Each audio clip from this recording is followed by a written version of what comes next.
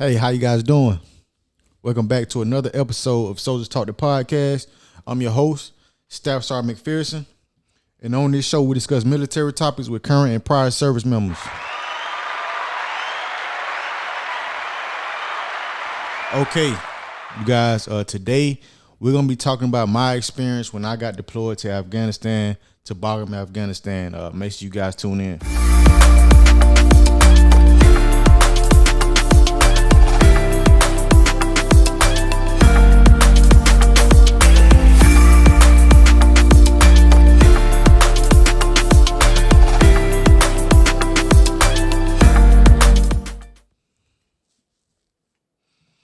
Okay, so before we get started, you guys, make sure you guys like the video. Make sure you guys subscribe. Make sure you guys share the video. If you're liking the content, make sure you give it a thumbs up. And again, if this is your first time tuning into the podcast, this podcast is for all branches of the military, particularly specifically the U.S. Army, because that's what I'm affiliated with. I have been on active duty for 6 years, and I was also in the reserve for 4 years. So this will be a little over 10 years time in service. Okay, today I want to get into my my Bagram Afghanistan experience. Me talking about everything that I have done while I was deployed to Afghanistan. So I deployed February 2019 to Bagram, Afghanistan. I was stationed at Fort Riley, Kansas. Once we left, of course, when you first leave and get ready for deployment, it's gonna be a lot of stuff you got to do. It's gonna be a lot of stuff you got to do. You got to get RFI. You got to get all new equipment. Make sure you write your name on all your stuff, because it's going to be mixed in with everybody's stuff. So you want to make sure you can identify your stuff when you first see it. So, on our way over there, we stopped at a lot of places. We traveled through a lot of places. Of course, we went through Kuwait. We went through Germany. On our way over there, we stayed in Kuwait a couple days. Was it a couple days? Yeah, before we actually went to Bagram. Yeah, so like when I first got over there, it was cold. I remember it was cold. It was still snowing. And my thing was I was still seeing soldiers out there running in the snow. And that was like crazy to me. Oh, it wasn't crazy to me. It was just like I was like telling my battle, I was like, these soldiers is super who out here. Like, they really out here still running in the snow. So, that was when I first got there. Of course, I developed my own fitness routine while I got over there. When I first got there, and we went to the gym and stuff, they had some nice equipment and stuff, the boxing stuff. I was 217. I weighed 217 pounds when I first got over there. After my deployment was over, I was like 168. So I had lost like over 40 pounds during my deployment. So, like I was saying, when I first got over there, I was new to a lot of stuff. First thing I was new to was the IDFs, which is indirect fire. Not knowing that we still was being shot at over there, and it's still being missiles and stuff that the Taliban was still shooting at, trying to infiltrate the post or whatever. So that was another thing that I was new to. Once it's the IDF, of course, the sirens going to go off, and you're gonna have to get into the bunkers. The closest bunker where you at, these are these like concrete things that you have to get in. Make sure you put your ACH on when those sirens go off. And of course, the A CRAM is you gonna hit a CRAM, shoot whatever being shot out the air. So that was really cool to me, you know. Yeah, then you stay in that bunker until you hear all clear, and then you can go ahead about your day. I'm in my first IDF. I was actually in the USO doing homework for a class that I had, and sirens went off, whatever. My NCO called me. He was like, "Where you at?" I told him where I was at. I told him he told me once I hear the all clear, of course, come report to him so he can, you know, make sure I'm good or whatever. So that was my first IDF experience. I was in the USO doing homework. So another thing is they feed you pretty good over there. You know, they feed you good. You know, you got all type of options when it comes to food. Burgers, fish, you know, trout. This was some good food. I was eating better than I was eating in the States over there. That's why that was kind of a reason why I could lose weight, because they had better, healthier options. You know, over here in the States, you know, it's a fast food restaurant on every corner. You know, it's hard to avoid these things when you're deployed, you want a routine, and it's easier for you to access these healthy options. You know, it's just a little easier. You know what I mean? It's not a lot of temptation over there when it comes to food. You know, it ain't a McDonald's or KFC on every corner. You know, you deploy it, you know what I mean? You go to the DFAC, it's easy to eat healthy. You know, they had things like the vegan chili, which tastes just like chili, but of course it's not meat. That was one of my favorite dishes. They had the vegetable lasagna. They had the what else? The vegetable curry. You know, this was just like the vegetables. It was in curry, but it was vegetables, and I used to get that with the rice. Yeah, I used to do that almost every day. So that's basically, I was basically a vegan while I was over there. You know, I had experience being a vegan. I wasn't eating no meat at all. So that's another thing. That's another thing that was going on over there as far as the food. Another thing was, when I first got over there, I was supposed to go to BLC.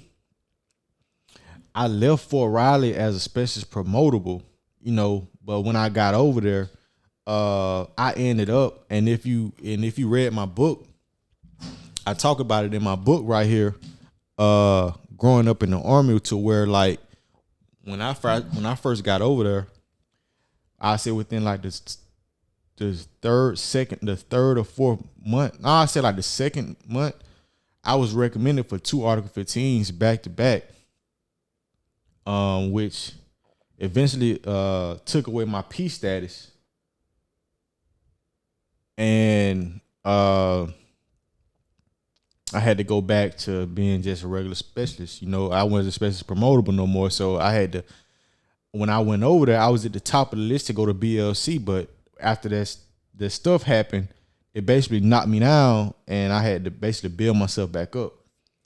So I'm gonna let you guys read my book when it come to what I had the Article 15s about, you know, which was some BS, but I think everything happened for a reason, because I really wasn't ready to go to BLC. I wasn't in shape. I wasn't really ready. So as time progressed,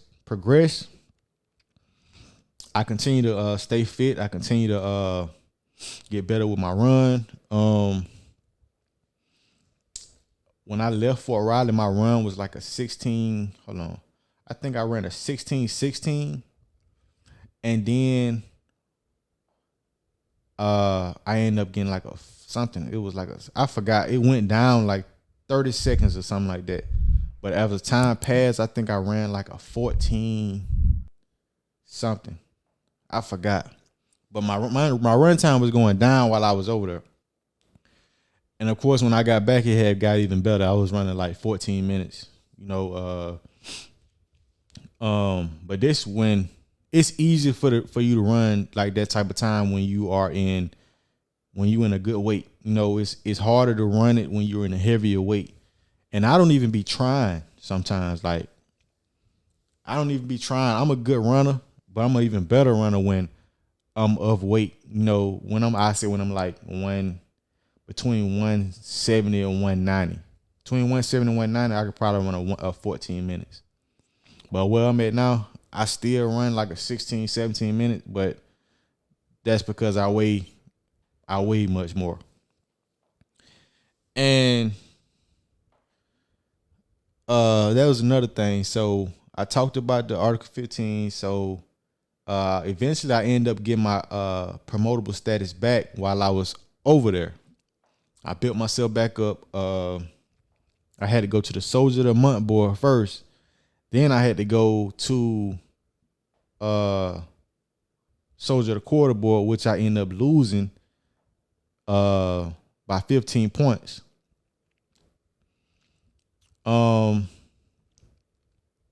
Then once I lost that, they let me go to the promotion board. That was not the best promotion board I did. It wasn't the best promotion board I did, but I got through it some type of way.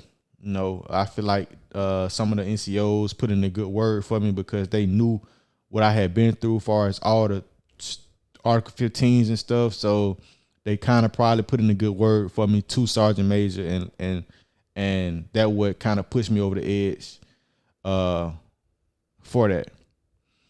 Okay, so I talked about the food, Article 15s, my promotion, my board. So I say halfway within the deployment, I ended up going to another section, which was I was in S4, but like I said, the Article 15s and stuff, the working environment wasn't working for me. So I ended up going to another section, which was exposed to actually being a rotary wing clerk, scheduling flights for the FOB or whatever. So I was scheduling flights and I was meeting people that I probably would have never met if I would have stayed where I was at. I was seeing these people, like I would see these people go to the, like at the cafeteria and, you know, and around where I was, like, you know what I mean? I would just see these people around, these civilian people, but I never have a chance. I never interact with them and stuff like that. But once I moved to this other position, being a rotary wing clerk, these people used to actually come to the office, and I would, you know what I mean, have a chance to interact with them and get to know some of these people who I probably never would have met if I would have stayed where I was at.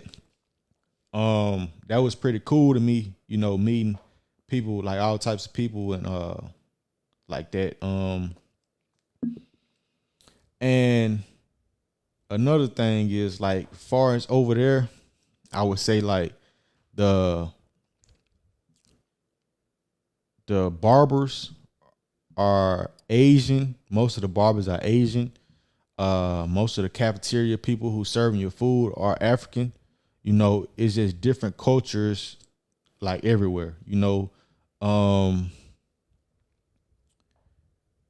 different cultures everywhere. You know, you run into a lot of different type of people. So, and other military branches too. You were gonna see Air Force out there. I met some Navy, some sailors out there, some Navy people. I got a chance to work with some airmen. I got a chance to meet a 4-star general of the Air Force. Yeah, it was just a lot of things that going on over there. And towards the end, I would say we left. The end of deployment was over in November. So, but I had got my promotable status back, I think October. And it was a thing to where, like, you could be promoted if you make cutoff in a deployed environment. But I didn't know that. So I was actually supposed to be promoted November 1st, 2019. And we was actually in Kuwait on our way. We was redeploying on our way back home at that time. So I was actually supposed to be promoted in Kuwait, which I didn't even know that. Uh, so once I got back, of course I got promoted or whatever. I seen on my date of rank was November 1st. And First Sergeant Huggard, you know, he put me in for Soldier of the Quarter board, which he probably knew I was gonna win because I had already kind of knew what was the events. So I competed again for the Soldier the NCO the quarter this time because I was NCO at that time, and I actually ended up winning it. And if you read my book, you would know that I win it. Of course, Sergeant Major McCabe gave me that big red one right there. And I ended up winning that. Well, yeah, it came kind of easy, you know what I mean. I had knew what I had knew the events a little bit, so but I still took it seriously though, you know.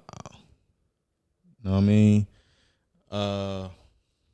Yeah, like I said, I talk about it in my book, you know what I mean. And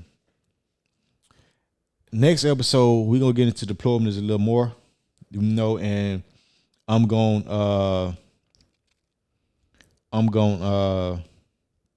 bring on somebody on who can explain a little more on what actually goes on deployments and what his experience was. So that's gonna be the next episode. Make sure you guys like, comment, and subscribe. This has been another episode of Soldiers Talk the Podcast, and I'll see you guys in formation.